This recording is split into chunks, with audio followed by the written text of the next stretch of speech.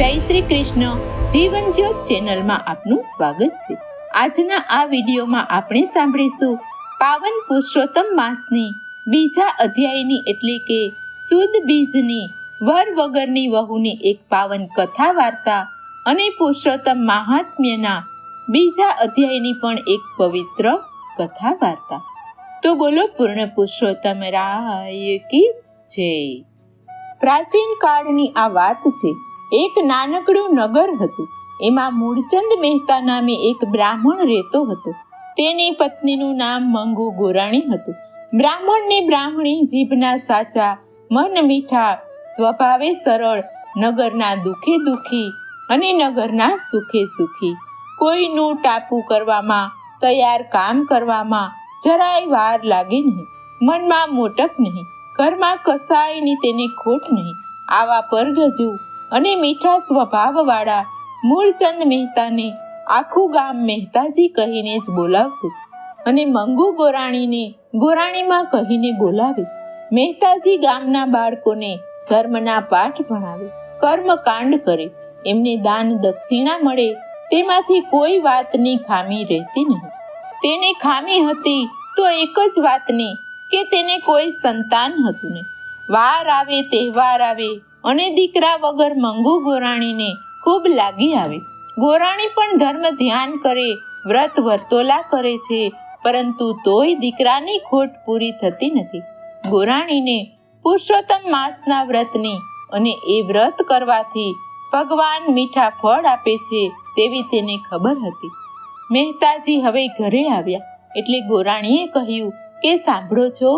મહેતાજી કહે કે હા, પુરુષોત્તમ માસ નજીક આવે છે અને મારે આ આખો માસ વ્રત રાખવું છે. મહેતાજી કહે કે રાખો ને, એમાં શું? એ તો ઉત્તમ કાર્ય છે. ધર્મ ધ્યાનમાં પૂછવાનું શું હોય? તમે એકલા નહીં, આપણે બેય આ નિયમ રાખીશું. ગોરાણી કહે છે કે ઘરમાં વહુ હોય તો વધુ સારું. ઘરના બધા કામ કરી દે, રસોઈ કરી દે, ઘર કામની કોઈ મને ચિંતા ન રહે અને આપણે પણ કોઈ જાતની અડચણ વગર નદીએ નાહવા જઈએ, પ્રભુ ભજન કરીએ. માટે ગમે તેમ કરીને તમે વહુ લાવી દો. મહેતાજી કહે ગાંડી રે ગાંડી, દીકરા વગર વહુ કોણ દે? ગોરાણી કહે એ હું કાંઈ જાણું નહીં, બસ વહુ લાવી આપો. મહેતાજી કહે છે કે પણ તમે સમજો તો ખરા. ગોરાણી કહે એમાં શું સમજવાનું? કોઈ પૂછે તો કહેજો કે દીકરો કાશીએ ભણવા ગયો છે, કર્મના પાઠ શીખવા ગયો છે, વેદની વાતો શીખવા ગયો છે, ધર્મ ધ્યાન શીખવા ગયો છે, બસ એટલું જ કહેવાનું છે. આમ કહીને ગોરાણીએ તો ભાતાનો ડબરો તૈયાર કરી દીધો. મહેતાજી બોલ્યા કે ભલે, જેવી પુરુષોત્તમ મહારાજની મરજી. આમ કહીને ગાંઠે થોડીક સોના મોહરો બાંધી ભાતાનો ડબરો લઈને વહુની શોધમાં તે ચાલી નીકળ્યા. ગામે ગામ ફર્યા, પૂછપરછ કરે છે, પરંતુ કોઈ હા કહેતું નથી. આગળ જતા તેમને ખબર પડી કે પાસેના ગામમાં એક દીકરી કુંવારી છે. મહેતાજી હવે હરખાતા એ ગામમાં પહોંચી ગયા. ઘર પૂછીને તેમના ઘેર ગયા. જઈને ત્યાં બધી વાત કરી કે મારો છોકરો તો કાશીએ ભણવા ગયો છે. આવતા અધિક માસ ઉતરે એટલે તે ભણી ગણીને વિદ્યા લઈને તે પાછો આવશે, એટલે તમારી દીકરી મારા દીકરા સાથે વડાવો. દીકરીનો બાપ કહે કે વર વગર દીકરી કેવી રીતે વડાવું? મહેતાજી કહે કે એની કલમ સાથે તમે 3 ફેરા ફેરવો, ચોથો મંગળ અધૂરું રાખો. દીકરો આવે એટલે અમે ચોથું મંગળ પૂર્ણ કરાવીશું. દીકરીનો બાપ તો હવે માની ગયો. પછી તો માંડવા બંધાયા છે, ચોરી રચાણી, ઢોલ નગારા વાગ્યા, શરણાઈઓના સૂર વાગ્યા.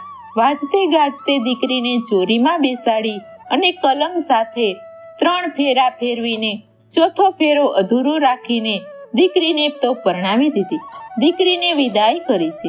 મહેતાજી તો હરખાતા હરખાતા વહુને લઈને ઘેર આવ્યા. વહુ જોઈને ગોરાણીના તો હરખનો પાર નથી. માથે ઓઢીને વહુના ઓવારણા લીધા. 10 આંગળીએ ટચાકા ફૂટ્યા. શુભ સુકન થયા. વહુ પણ સંસ્કારી હતી. સાસુ સસરાને પગે પડી. દિવસો ઉપર દિવસો હવે વીતવા લાગ્યા.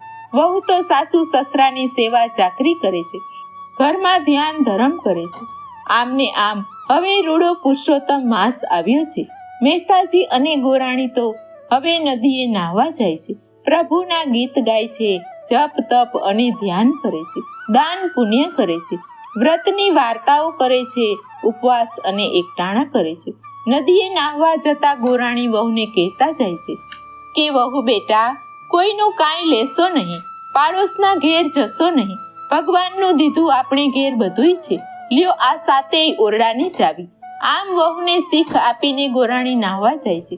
વહુ પોતાના ઘરડા સાસુ સસરાને માટે રોજ ભાવતા ભોજન બનાવે છે, ઘરના કામ કરે છે. આમ એક દિવસ વહુ રોજની જેમ રસોડે રાંધવા ગઈ.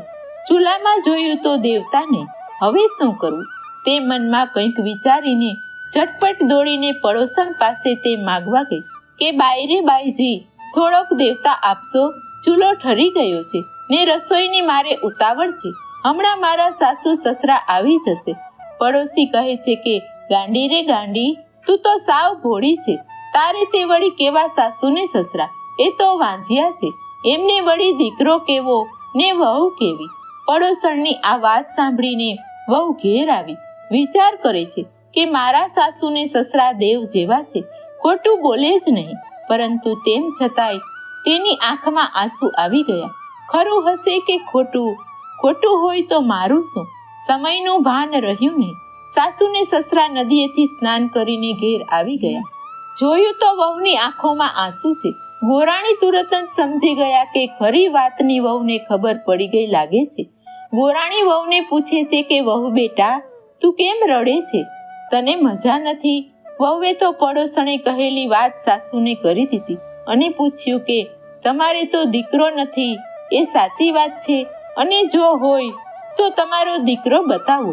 ગોરાણીને વહુની વાત સાંભળીને ખૂબ જ દુઃખ થયું.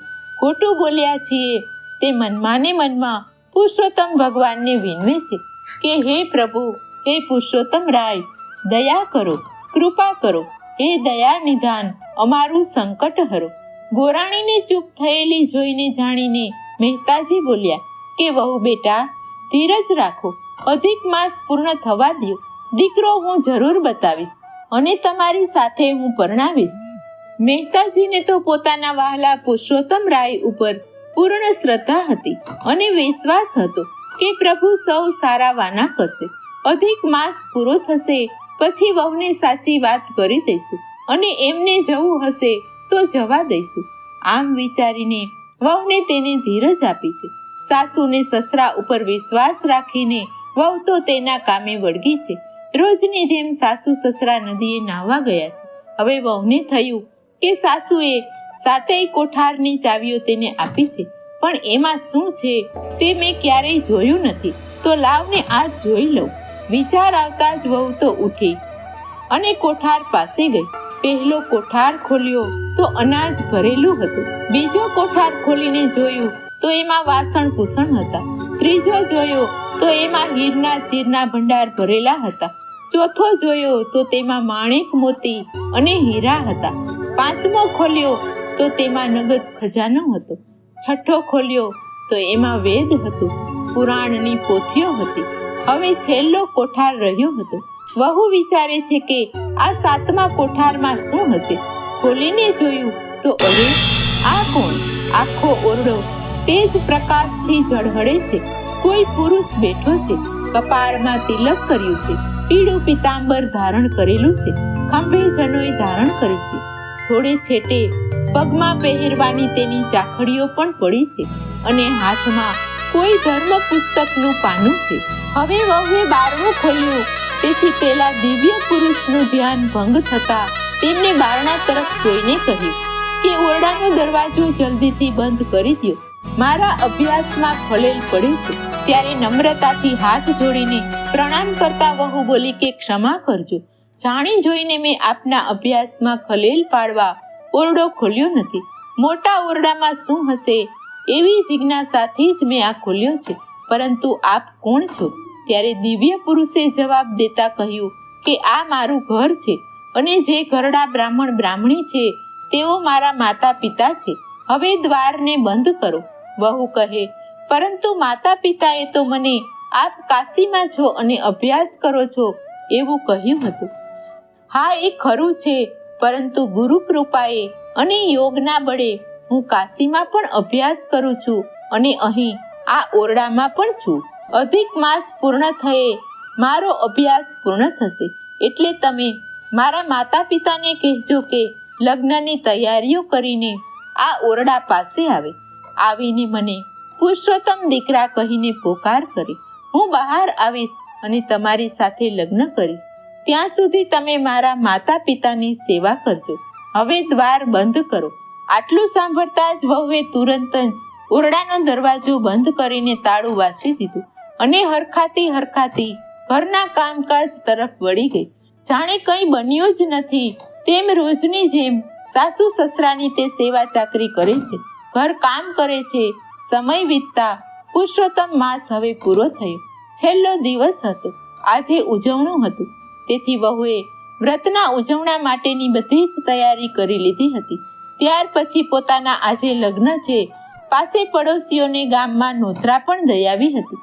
પોતાના સાસુ સસરાને કહે છે કે આજે તમારા દીકરા આવશે અને મારી સાથે ચોથો ફેરો ફરશે એમ તમે કહ્યું હતું, માટે લગ્નની તૈયારી કરાવો, મંડપ બંધાવો અને ચોરી રચાવો. ભગવાન ઉપર પૂર્ણ વિશ્વાસ રાખીને મહેતાજી અને ગોરાણીએ સર્વે વાતે તૈયારી કરી લીધી છે. તેમ છતાંય મનમાં મૂંઝવણ થાય છે કે હે પ્રભુ, અમારી લાજ તો હવે તારા હાથમાં જ છે. હે નોધારાના આધાર, અમારી લાજ રાખજે મારા વાલા. આમ પતિ પત્ની બંને મનોમન ભગવાનને વિનવે છે. ત્યાં તો લગ્નની ઘડી આવી પહોંચી અને વેદ મંત્રોચ્ચાર કરતા બ્રાહ્મણે કહ્યું કે વરકન્યા પધરાવો સાવધાન. આ સાંભળીને ગોરાણી અને મહેતાજી મૂંઝાવા લાગ્યા કે હવે શું કરીશું? હમણાં આપણી આબરૂ ધૂળમાં જશે. હે પ્રભુ, સાસુ સસરાને આમ મૂંઝાયેલા જોઈને વહુ બોલી, બા બાપુજી, તમારા દીકરાએ મને કહ્યું છે કે લગ્નની ઘડી આવે ત્યારે તમે પોકારજો, હું આવી પહોંચીશ. ગોરાણી કહે, પરંતુ કયા નામે પોકાર કરીને બોલાવું? કેમ વળી? તમે તો પુરુષોત્તમ રાય નામ પાડ્યું છે તમારા દીકરાનું. શું તમે નામ ભૂલી ગયા? ગોરાણીએ પોકાર કર્યો, બેટા પુરુષોત્તમ પધારો. કહેતા તો ફટાક કરતા 7મા ઓરડાના દરવાજા ખુલી ગયા ને પીળા પિતાંબર ધારી પુરુષોત્તમ રાય પગમાં ચાકડી પહેરીને ઓરડાની બહાર આવ્યા.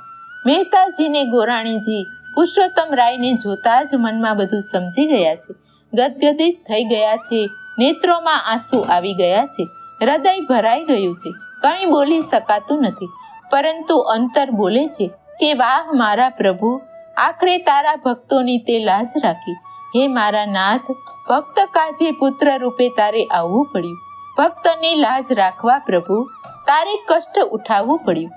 બંને એકદમ ભગવાનના ચરણ સ્પર્શ કરવા જાય છે કે ભગવાન સમજી જાય છે કે પોતે પુત્ર થઈને આવ્યા છે અને આ ભક્તો હમણાં પગમાં પડશે એમ વિચારીને પોતે સામા દોડે છે. પુત્ર થઈ પુરુષોત્તમ પ્રભુ પધાર્યા રે, પગમાં પડ્યા મા બાપના રે.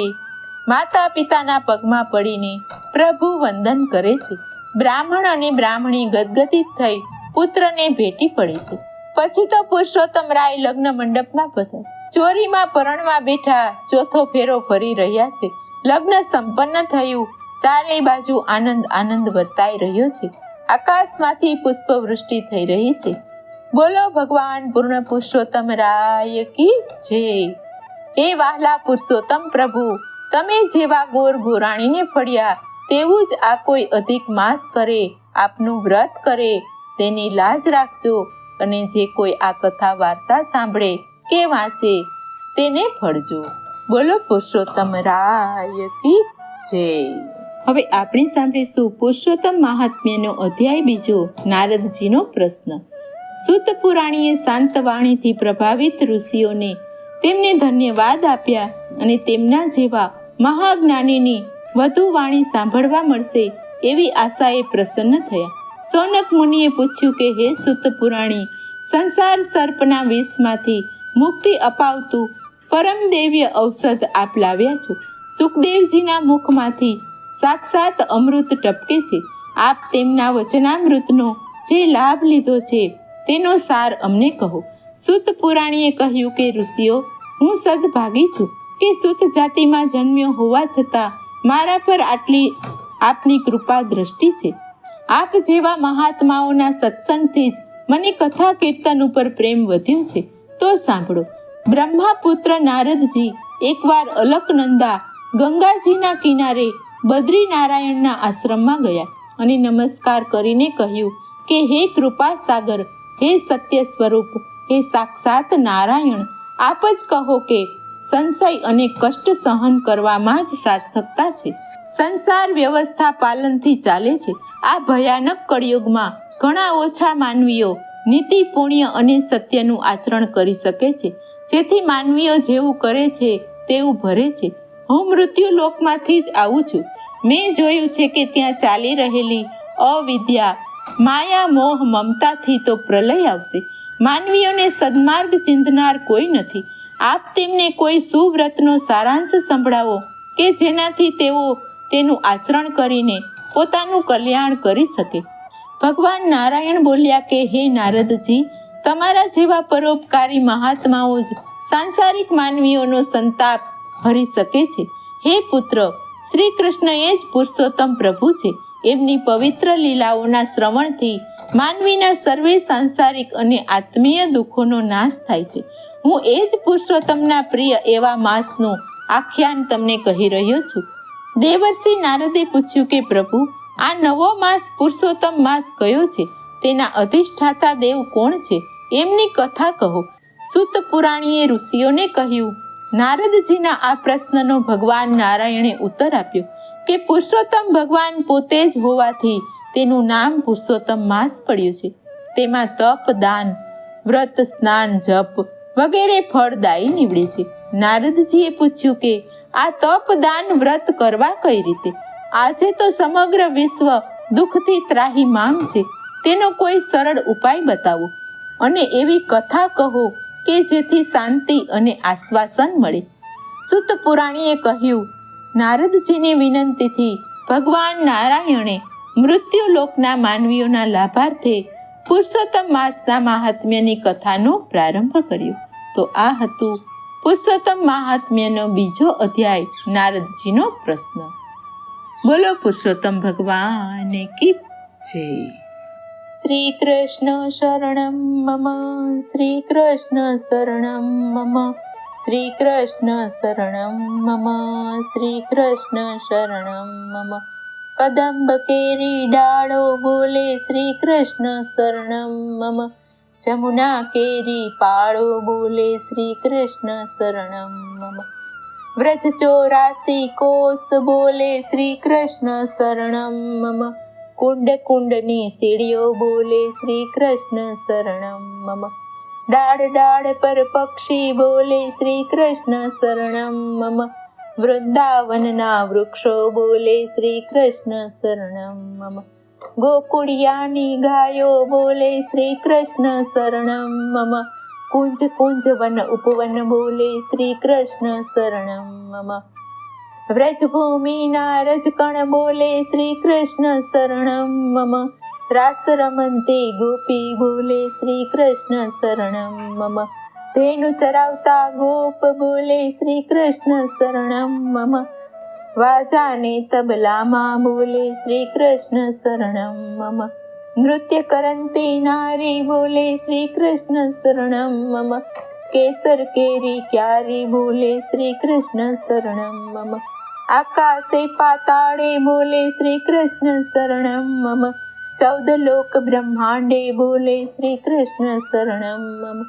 ચંદ સરોવર ચોક બોલે શ્રી કૃષ્ણ શરણમ મમ, પત્ર પત્ર શાખાઓ બોલે શ્રી કૃષ્ણ શરણમ મમ.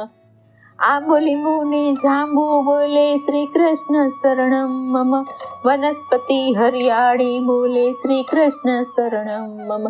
જતીપુરાના લોકો બોલે શ્રી કૃષ્ણ શરણમ મમ, મથુરાજીના ચોબા બોલે શ્રી કૃષ્ણ શરણમ મમ. ગોવર્ધનના શિખરો બોલે શ્રી કૃષ્ણ શરણમ મમ, ગલી ગલી ગહેરાવર બોલે શ્રી કૃષ્ણ શરણમ મમ. વેણુસ્વર સંગીતે બોલે શ્રી કૃષ્ણ શરણમ મમ, કળા કરંતા મોર બોલે શ્રી કૃષ્ણ શરણમ મમ. પુલિંડ કંદરા મધુવન બોલે શ્રી કૃષ્ણ શરણમ મમ. શ્રી યમુનાજીની લહેરો બોલે શ્રી કૃષ્ણ શરણમ મમ. આંબા ડાળે કોયલ બોલે શ્રી કૃષ્ણ શરણમ મમ. તુલસીજીના ક્યારા બો શ્રી કૃષ્ણ શરણમ મમ. સર્વ જગતમાં વ્યાપક બોલે શ્રી કૃષ્ણ શરણમ મમ. વિરહી જનના હૈયા બોલે શ્રી કૃષ્ણ શરણમ મમ. કૃષ્ણ વિયોગે ચાતુર બોલે શ્રી કૃષ્ણ શરણમ મમ. વલ્લભી વૈષ્ણવ સર્વે બોલે શ્રી કૃષ્ણ શરણમ મમ. મધુર વીણા વાજિંત્રો બોલે શ્રી કૃષ્ણ શરણમ મમ. કૌમુદિની સરોવરમાં બોલે શ્રી કૃષ્ણ શરણમ મમ. ચંદ્ર સૂર્ય આકાશે બોલે શ્રી કૃષ્ણ શરણમ મમ. તારલિયાના મંડળ બોલે શ્રી કૃષ્ણ શરણમ મમ. અષ્ટપ્રહર આનંદે બોલે શ્રી કૃષ્ણ શરણમ મમ. રોમ રોમ વ્યાકુળ થઈ બોલે શ્રી કૃષ્ણ શરણમ મમ. મહામંત્ર મન માહી બોલે શ્રી કૃષ્ણ શરણમ મમ. જુગલ ચરણ અનુરાગે બોલે શ્રી કૃષ્ણ શરણમ મમ. શ્રી કૃષ્ણ શરણમ મમ. શ્રી કૃષ્ણ શરણમ મમ. શ્રી કૃષ્ણ શરણમ મમ. શ્રી કૃષ્ણ શરણમ મમ. બોલો શ્રી કૃષ્ણ કનૈયા લાલ કી જય.